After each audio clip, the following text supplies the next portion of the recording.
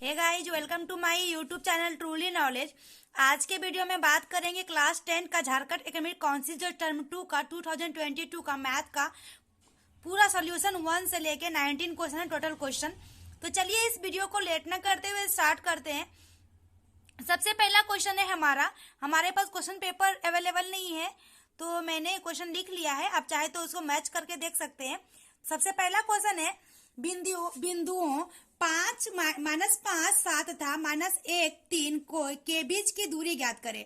तो हम लोग जानते हैं कि दूरी का जो फॉर्मूला होता है, दूरी बराबर होता है √x2 - x1 का whole square plus y2 - y1 का होल स्क्वायर, राइट।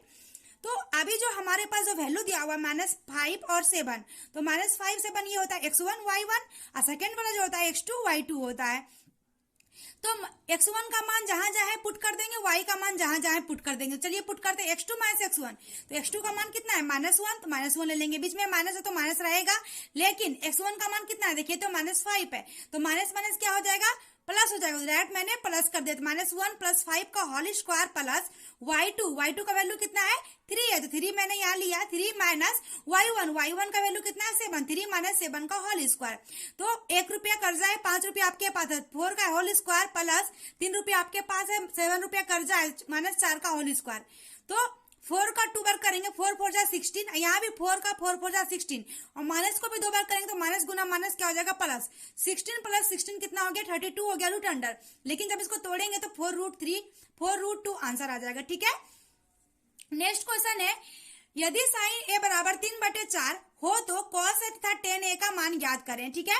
तो साइन a बराबर क्या होता है, साइन a का फॉर्मूला होता है p/h। तो p/h और वैल्यू कितना दिया हुआ 3/4 = 3/4। इसका मतलब क्या हो गया, p का मान कितना है 3 है और h का मान कितना है 4 है। तो b का मान अगर निकालेंगे तो किसी भी चीज का मान निकालेंगे हम लोग। तो b का मान निकालने के लिए फॉर्मूला तो हम लोग का एक ही होता है, h² = p² + b²। तो h का मान दिया हुआ है, कितना दिया हुआ है 4। तो 4 का स्क्वायर इक्वल टू p का मान दिया हुआ है 3, तो 3 का स्क्वायर प्लस b² हो जाएगा, ठीक है। तो अभी चर्चा के 16 प्लस बराबर क्या हो जाएगा 3 गुना 3 3 कितना हो गया 9 प्लस b²। तो 9 + b² इस साइड आ गया, बराबर कितना हो गया 16। तो b² बराबर कितना हो जाएगा 16 - 9। तो b² बराबर 16 में 9 कितना बचेगा 7, और b बराबर √7, क्योंकि ये स्क्वायर हटेगा इधर क्या आ जाएगा रूट आ जाएगा। तो वैल्यू हमारे क्या क्या पूछा था, cos a और tan a। तो चलिए हमारे पास आ गया तीनों वैल्यू। तो cos a का जो फॉर्मूला होता है b/h, तो b की वैल्यू हमारी √7 आ गई। तो √7/h की वैल्यू पहले से थी 4, तो √7/4 ये आंसर आ गया एक। और सेकेंड वन है tan a बराबर होता है p/b। p की वैल्यू दी हुई थी 3 और b की वैल्यू तो निकल गई √7, तो √3/√7 हो गया आंसर। तो ये हो गया फिनिश। चलिए आगे बढ़ते हैं क्वेश्चन नंबर 3 की ओर। तो 3 वाला में पूछा है, मान ज्ञात करें, इवेल्युएट करने का है 2tan² 45 plus cos² 30 - sin² 60 degree. तो 2 को लिख देंगे, दोनों के बीच में कुछ नहीं तो गुना।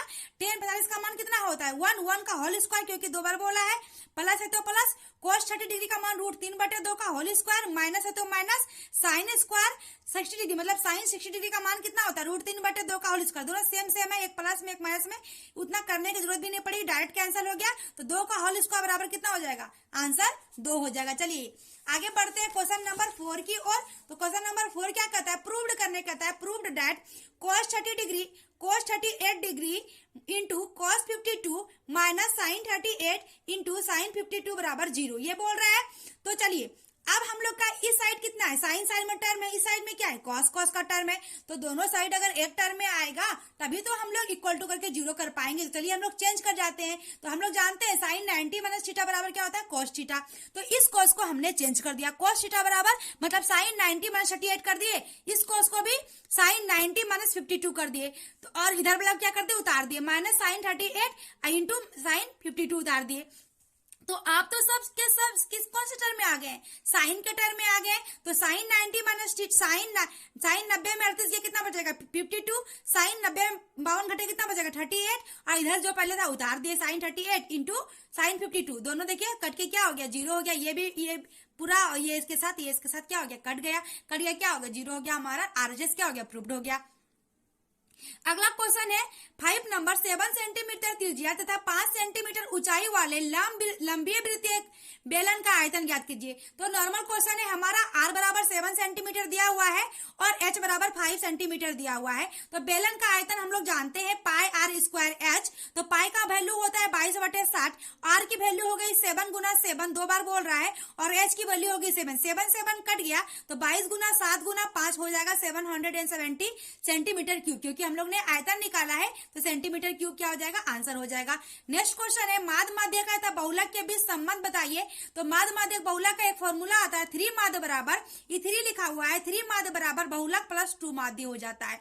ठीक है, आगे बढ़ते हैं।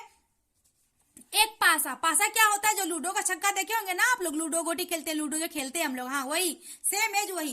तो एक पासे को एक बार फेंका जाता है, तो लूडो में कितनी गोटी रहती है, 6 ना, 1 गिरेगा या 2 गिरेगा या 3 गिरेगा या 6 भी गिरेगा, तो 6 टोटल संख्या कितनी हो गई, 6 हो गई। तो एक पासे को एक बार फेंका जाता है तो प्रायिकता ज्ञात करना है, प्रोबेबिलिटी ज्ञात करनी है, एक विषम संख्या और एक सम संख्या की प्रोबेबिलिटी, 2 क्वेश्चन है। तो चलिए टोटल संख्या कितनी होगी, 1 2 3 4 5 6, लूडो गोटी में तो यही रहेगा ना, पासा में तो यही रहेगा, तो कुल संख्या कितनी हो गई, 6 हो गई। तो एक विषम संख्या, क्वेश्चन नंबर ए बोल रहा है, तो विषम संख्या कै गो, 1 3 5, कै गो हो गया, 3 गो के 3 बटे टोटल संख्या 3 बटे कितना हो जाएगा, 6 बराबर 1/2 हो गया। एक सम संख्या, अगला क्वेश्चन है एक सम संख्या, सम भी 3 ही है, 2 4 6, कै गो है, 3 गो है, और टोटल कै गो है 6, 3/6 बराबर कितना हो गया, 1/2 हो गया। आई होप आपको समझ में आ रहा होगा। आप चाहे तो स्क्रीनशॉट भी ले सकते हैं, अगर कोई डाउट हो तो आप कमेंट बॉक्स में आके कमेंट भी कर सकते हैं। चलिए आगे बात करते हैं क्वेश्चन नंबर 8 की ओर। 7 तक हो गया ना, क्वेश्चन नंबर 8 की ओर बोल रहा है बिंदुओं 5 - 6 और -1 - 4 को जोड़ने वाले रेखाखंड को y अक्ष के किस अनुपात में विभाजित करती है। अगर y अक्ष की बात कह दिया है तो x बराबर, y अक्ष की बात कह दिया है तो x बराबर 0 हो ही जाएगा। और किस अनुपात में, अनुपात की वैल्यू निकालनी है, तो माना अनुपात हमने मान लिया कि अनुपात क्या हो गया, 1 हो गया। तो हम लोग फॉर्मूला जानते हैं, x की वैल्यू हमारी 0 हो गई तो x का फॉर्मूला लगाएंगे। अगर y की वैल्यू 0 रहती या y की वैल्यू दी हुई रहती तो y का हम लोग फॉर्मूला लगाते। तो x बराबर m1x2 plus m2x1 divided by m1 plus m2। तो हमारा जो पहला वैल्यू है ये किसका वैल्यू है, x1 y1, और दूसरा वाला जो वैल्यू x2 y2 की वैल्यू हो गई -1 और -4। ठीक है, तो x की वैल्यू कितनी है हमारी 0, तो 0 बटे कुछ नहीं तो 1 ले लिए, बराबर है तो बराबर m1 का मान क्या हो गया, m1 मतलब k अनुपात 1, तो m1 ये हो गया और m2 ये हो गई। तो m1 कितना, k गुना कुछ नहीं तो बीच में गुना x2 की वैल्यू कितनी है हमारी -1, तो -1, जोड़ है तो जोड़ m2 कितनी है हमारी, देखिए तो m2 1 है तो 1 गुना x1 कितनी है हमारी 5 है तो 5 हो गया, बटे m1 प्लस m2 मतलब k प्लस 1, तो k प्लस 1 हो गई। ठीक है, तो इसको सॉल्व कर लेते हैं, क्रॉस मल्टीप्लिकेशन करेंगे तो ये वाला टर्म तो 0 हो जाएगा इधर वाला, और इधर वाला k गुना -1 गुना 1, तो माइनस के प्लस 5 एकम कितना हो गया 5 बराबर कितना हो गया 0, तो माइनस के बराबर क्या हो गया 0 प्लस 5 उस पर जाएगा क्या होगा -5, तो के माइनस क्या हो गया कैंसिल, के बराबर क्या हो गया 5, तो के अनुपात 1 माने थे तो के का मान कितना निकल गया 5, तो 5 अनुपात कितना हो जाएगा 1 हो जाएगा, ये आंसर हो गया। चलिए आगे बढ़ते हैं क्वेश्चन नंबर 9 की ओर। क्वेश्चन नंबर 9 की ओर अगर हम लोग आते हैं तो चलिए आगे क्या कहता है, उस त्रिभुज का क्षेत्रफल ज्ञात कीजिए जिनके शीर्ष 5 2 4 7 और 7 - 4 है। मतलब ये x1 y1 x2 y2 और ये क्या x3 y3 है। तो ये हमने त्रिभुज बना लिया। तो ए का वैल्यू 5 2 मतलब ये x1 y1 गया, बी की वैल्यू 4 7 x2 y2 हो गई और सी की वैल्यू 7 - 4 x3 y3 हो गई। ठीक है, तो त्रिभुज का क्षेत्रफल बराबर होता है, फॉर्मूला क्या होता है हमारा, चलिए त्रिभुज का क्षेत्रफल बराबर फॉर्मूला होता है 1/2 x1 y2 - y3 plus x2 y3 - y1 plus x3 y1 - y2 होती है। वैल्यू पुट कर देते हैं तो 1/2 क्या हो जाएगा 1/2 और सबकी वैल्यू पुट कर दिए हैं यहाँ पे 5 क्या हो गया x1, तो हमारा x1 की जगह पे कितना है 5 और y2 की वैल्यू कितनी है हमारी, y2 की वैल्यू कितनी है 7 और बीच में माइनस होता है, लेकिन y3 की वैल्यू क्या है -4 है, तो माइनस क्या हो जाएगा +4 हो जाएगा प्लस। चलिए x2 की वैल्यू कितनी है 4 है, ब्रैकेट है, y3 का वैल्यू कितना है -4 है, माइनस y1 की वैल्यू कितनी -2 है, प्लस x3 की वैल्यू कितनी है 7 है, y1 - y2 y1 की वैल्यू कितनी है 2 और y2 की वैल्यू कितनी है 7, तो ये हमने लिख दिया। चलिए आगे बढ़ते हैं, इसको सॉल्व करते हैं। 1/2 तो 5 7 4 कितना हो गया 11, पहले ब्रैकेट का काम करेंगे तो क्या हो गया 7 4 11, 5 गुना 11 प्लस है तो प्लस की 4 है, कुछ नहीं तो गुना, 2 रुपया भी कर्जा 4 रुपया भी कर्जा तो 6 रुपया क्या हो गया कर्जा हो गया, जोड़ है तो जोड़, 7 है तो 7 तो 2 रुपये तो आपके पास है, 7 रुपया कर्जा, 5 रुपया क्या बचेगा कर्जा ही बचेगा तो -5 हो गया, गुना कर लीजिए, 11 5 55, 6 चौके -24 और 7 5 -35 तो 55 रुपया आपके पास है, 24 रुपया और 35 रुपया कर्जा है तो कितना रुपया बचेगा -4 रुपया कर्जा बचेगा तो 2 दूना 4 क्या हो गया कट गया तो -2 हमारा आंसर आ गया। चलिए आगे बढ़ते हैं क्वेश्चन की ओर। तो आगे क्वेश्चन करते हैं 10 नंबर। धरती पर एक मीनार ऊर्ध्वाधर खड़ी है।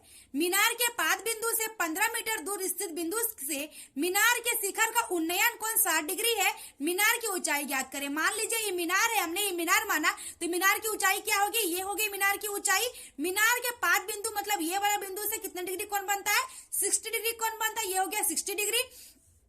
और इसके बेस का मान दिए पाद बिंदु से 15 मीटर दूर स्थित है। पाद बिंदु से कितना मीटर है 15 मीटर, मतलब ये बी की वैल्यू और ये कितना है ये हमारी हाइट क्वेश्चन है तो ये क्या है पी है, ये बी है, ये क्या है एच है। तो हमें एस से तो कोई लेना देना है नहीं, तो हमें किससे किससे बी से और पी से। तो कौन सा ऐसा फॉर्मूला है जिसमें पी और बी दोनों आता है तो tan थीटा, क्योंकि tan थीटा tan 60 डिग्री ले लेंगे तो tan 60 डिग्री बराबर पी बटे बी हो जाएगा। पी की वैल्यू क्या है हमारी निकालनी है, मीनार की ऊंचाई है तो tan 60 डिग्री का मान कितना होता है √3 बराबर पी की वैल्यू तो निकालनी है, पी को पी ही लिख दिए क्योंकि ये ऊंचाई हमने माना है।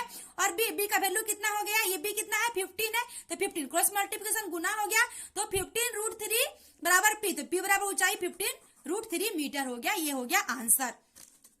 चलिए आगे बढ़ते हैं क्वेश्चन नंबर 11 की ओर। तो क्वेश्चन नंबर 11 क्या कहता है हमारा, चलिए यदि tan A बराबर cot B हो तो सिद्ध करें कि a प्लस बी बराबर 90 डिग्री, ये हमारा क्वेश्चन है, ठीक है ना। तो चलिए tan A बराबर cot B तो दिया हुआ है, इसको लेके ही चलेंगे। तो हम लोग जानते हैं ना tan 90 minus theta cot theta, cot 90 minus theta tan theta, तो tan को हम लोग cot में ही बदलेंगे तो cot 90 माइनस a ले लेंगे बराबर cot B। तो cot 90 माइनस a को क्या 90 माइनस a लिख सकते हैं, ये cot को छोड़ दिए 90 माइनस a बराबर क्या हो गया सिर्फ b। तो चलिए तो 90 बराबर क्या हो जाएगा b, अब माइनस इस पास जाएगा क्या हो जाएगा प्लस a, तो क्या हो जाएगा a प्लस बी बराबर 90 डिग्री, ये तो प्रूव्ड हो गया ना, ये क्या हो गया प्रूव्ड हो गया। चलिए आगे बढ़ते हैं क्वेश्चन नंबर 12 की ओर। तो क्वेश्चन नंबर 12 क्या कहता है हमारा, चलिए आगे बढ़ते हैं 7.6, आगे बढ़ते हैं क्वेश्चन नंबर 12 की ओर। तो 7.6 सेंटीमीटर लंबा एक रेखाखंड खींचिए। मैंने खींचा 7.6 सेंटीमीटर और इसे 5:8 में विभाजित कर दिया है, मतलब आपको करना नहीं है, फॉर्मूला नहीं लगाना, डायरेक्ट आंसर लिखना है। तो एक विभाजित कर दिया मतलब 7, टोटल लंबाई कितनी है 7.6 हमने लिया। चलिए गुना कर देंगे उसको किससे, कितना अनुपात में किया, एक बार 5 ले लेंगे, 5 बटे दोनों को जोड़ देंगे तो 8 5 कितना हो गया 13, 5 बटे कितना हो गया 13, पॉइंट को उड़ाएंगे कितना हो गया 0, तो 7.76 गुना 5 बटे कितना हो गया 130, इसको सॉल्व करने के बाद आ जाएगा 2.92, ठीक है।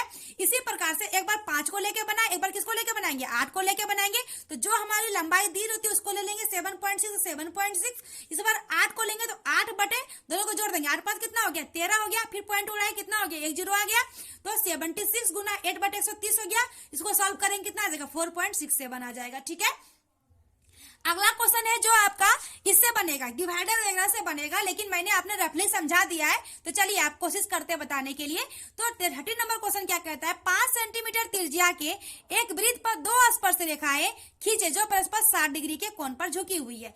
मतलब एक वृत्त खींचेंगे हम लोग, एक वृत्त खींच लेंगे हम लोग, इससे डिवाइडर से खींच लेंगे और लेकिन इसमें कितने डिग्री को बनाना है 60 डिग्री का, तो यहाँ पे डिवाइडर ऐसे खींचेंगे, इस जगह से रख के काटेंगे 60 डिग्री, इस जगह से रख के काटेंगे 60 डिग्री हो गया ना, और इस स्पर्श रेखा को ऐसे करके मिला देंगे और इस जगह से हमारा त्रिज्या कितना दिया हुआ है 5 सेंटीमीटर, इस 5 को सेंटीमीटर को मिला देंगे।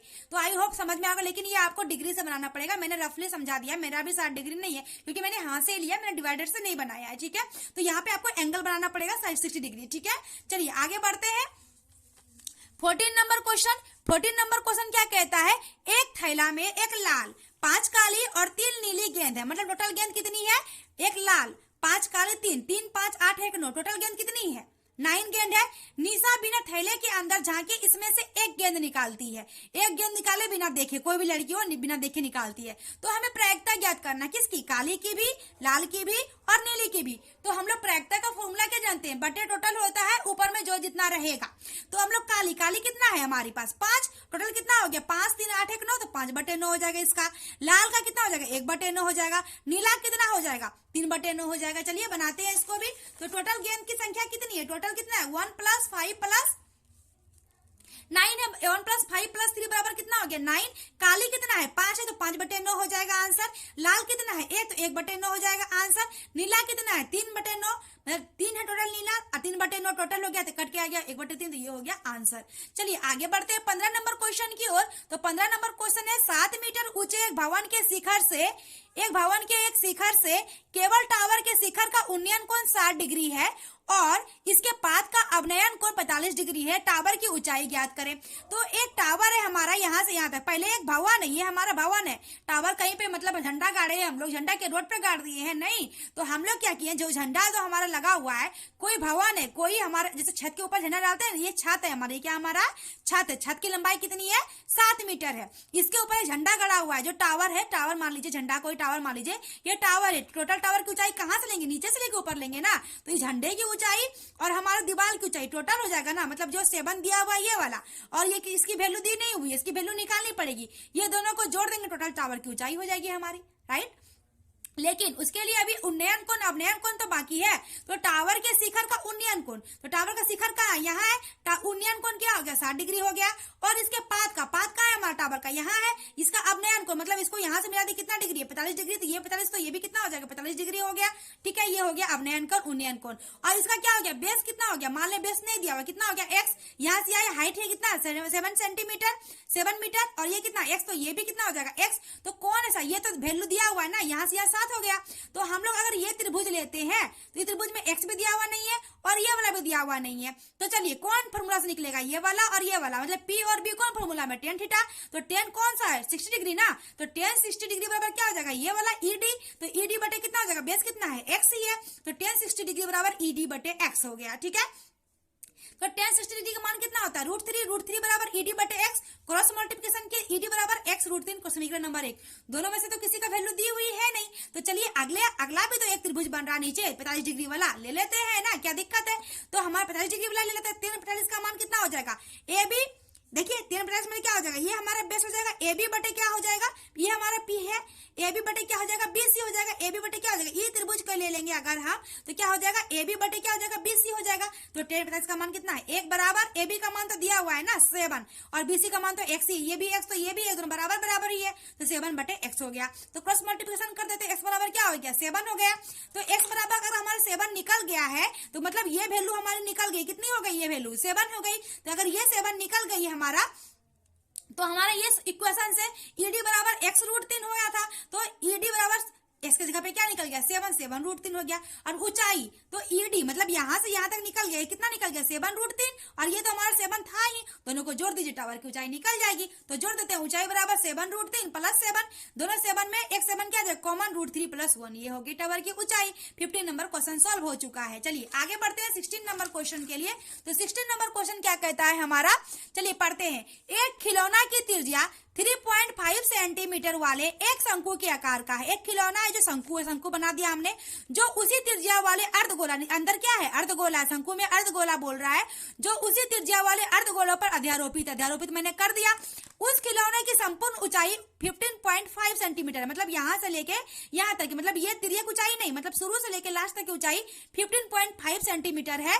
तो खिलौने का संपूर्ण पृष्ठ क्षेत्रफल, मतलब टोटल खिलौना का पृष्ठीय क्षेत्रफल ज्ञात करना है। कैसे निकलेगा, तो खिलौना का संपूर्ण पृष्ठ क्षेत्रफल निकालने के लिए हमें ये शंकु का भी क्षेत्रफल, वक्र पृष्ठ क्षेत्रफल और ये अर्धगोले का वक्र पृष्ठ क्षेत्रफल निकाल देंगे और दोनों को जोड़ देंगे तो हो गया। लेकिन निकालेंगे कैसे, सबकी वैल्यू रहनी चाहिए ना। तो टोटल हाइट कितना है 15.5, तो हमारी ये एच की हाइट कितनी हो जाएगी, तो एच की हाइट निकालने के लिए हमारी त्रिज्या कितना है 3.5 सेंटीमीटर दे दिया है, तो इसमें से इसको घटा देंगे तो ये हमारी एच की हाइट हो जाएगी ना।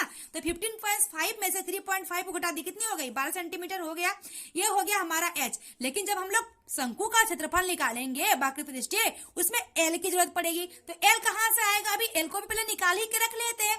तो एल का त्रिभुज देखिए कैसे होगा, ये एक त्रिभुज बन गया, देखिए बन गया ना, ये एक त्रिभुज बन गया ना, ये त्रिभुज, तो त्रिभुज में ये हमारे एच तो मालूम हो गई, अभी कितनी बारी हो गई, इधर बड़ा कितना हो गया 3.5, तो एल तो आराम से निकल जाएगा ना, वही P square plus B square, मतलब ये एच की वैल्यू हो गई पी और ये बी, तो एल स्क्वायर बराबर एच को क्या मान लेंगे एल स्क्वायर बराबर क्या हो गया 3.5 का स्क्वायर प्लस 12 का स्क्वायर, 3.5 का स्क्वायर मतलब 12.25 प्लस 12 12 चवाल से दोनों को जोड़ दीजिए 156.25 और इसका वर्गमूल आ जाएगा 12.5 सेंटीमीटर।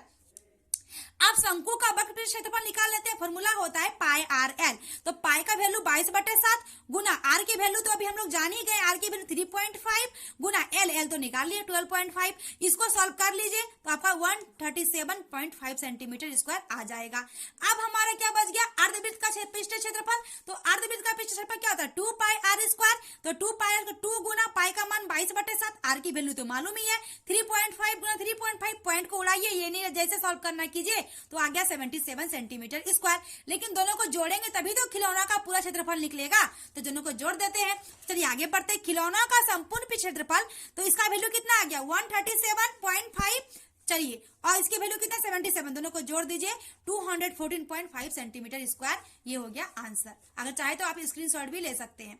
आगे बढ़ते हैं 17 नंबर क्वेश्चन, अब खत्म ही होने वाला है, तो 17 नंबर क्वेश्चन क्या कहता है हमारा, पढ़ लीजिए।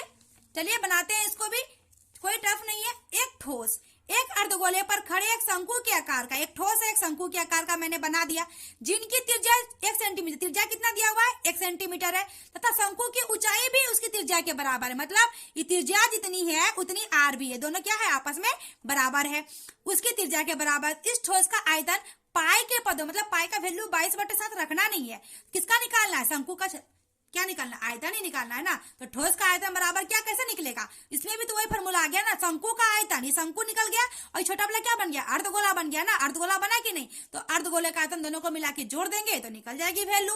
तो चलिए शंकु का आयतन का फॉर्मूला होता है 1/3 पाई आर स्क्वायर एच प्लस अर्धगोले का आयतन होता है 2/3 पाई आर क्यूब। चलिए अभी हमें तो पाई की वैल्यू तो रखनी नहीं है, और h बराबर r बराबर 1, मतलब h की वैल्यू भी 1 और r की वैल्यू भी 1, बैठा दीजिए 1/3, पाई को तो पाई रहने देंगे, r की वैल्यू r ही रहने देंगे, r की वैल्यू आगे सॉल्व करेंगे 1 बाद में बैठाएंगे, r की वैल्यू r ही रहने दिए, और h की वैल्यू कितनी है r ही है, तो h की वैल्यू r ही ले लिए, प्लस 2/3 पाई r क्यूब कर दिए, ये दोनों का एलसीएम लेंगे 3, यहाँ क्या हो गया पाई r क्यूब हो गया, यहाँ पे 2 पाई आर क्यूब हो गया, दोनों को 2 और 1 कितना हो गया 3 पाई आर क्यूब बटे 3, 3 कैंसर, पाई आर क्यूब और आर की वैल्यू 1 दी हुई है, तो पाई गुना 1 का क्यूब, तो पाई सेंटीमीटर क्यूब हो गया आंसर। आगे बढ़ते हैं, 18 नंबर क्वेश्चन माध्य पूछा है, तो 18 नंबर क्वेश्चन देखिए मैंने डायरेक्ट कॉलम में ले लिया है, वो रो में था तो हमने कॉलम में बना लिया। चलिए डायरेक्ट, तो निम्न आंकड़ों का माध्य ज्ञात कीजिए, माध्य वर्ग अंतराल दिया 0 से 10, 10 से 20, 20 से 30, 30 से 40, 40 से 50, 50 से 60, और बारंबारता की वैल्यू दी है 5, 8, 10, 3, 8, 6 दी हुई है, तो इसको जोड़ेंगे हम लोग का फॉर्मूला क्या होता है f(x) f1 xi बटे f1 होता है, ये हमारी f1 है, इसको जोड़ लीजिए कितना हो गया 40 हो गया जोड़ के, और वर्ग चिन्ह कैसे निकालेंगे, दोनों को जोड़ के 2 से भाग देते हैं, 0 + 10, 10 बटे 2 कितना हो गया 5, 10 + 20 30, 30 का आधा 15, 20 और 30 50, 50 का आधा 25, इसी प्रकार से सब निकाल लिए, और ये दोनों को गुना कर देंगे, यहाँ पे निकालेंगे f1 गुना x1, तो 5 गुना 5 25, 15 गुना 8 120, 25 गुना 10 250, इसी प्रकार से कर लिए, और लास्ट में टर्म क्या करना पड़ता जोड़ना पड़ता, जोड़े हमने तो 1190 आया, 1190 मतलब हमारा फॉर्मूला क्या होता है f1 x1 बटे f1, तो f1 x1 की वैल्यू कितनी आ गई माध्य बराबर 1190, और इसकी वैल्यू कितनी आ गई 40, तो 1190 बटे कितना हो गया 40 हो गया, तो पॉइंट में निकाले 29 पॉइंट क्या हो गया 75 हो गया, ठीक है ये आंसर हो गया। और लास्ट क्वेश्चन आपके होमवर्क लिए कर दिए 19 नंबर, ये माध्य का पूछा है, ये हमारा क्वेश्चन है माध्य का, ये आंकड़ा दिया हुआ है, आप चाहे तो स्क्रीनशॉट ले सकते हैं, ये आपके लिए, अगर नहीं बनता तो कमेंट बॉक्स में आके बताइए, मैं आपके होमवर्क के लिए छोड़ देती हूँ ये वाला, आप खुद से ट्राई कीजिए, फॉर्मूला दिया हुआ है खुद से ट्राई कीजिए, ठीक है। अगर हमारी ये वीडियो अच्छी लगी हो लाइक सब्सक्राइब और शेयर जरूर करें, थैंक यू।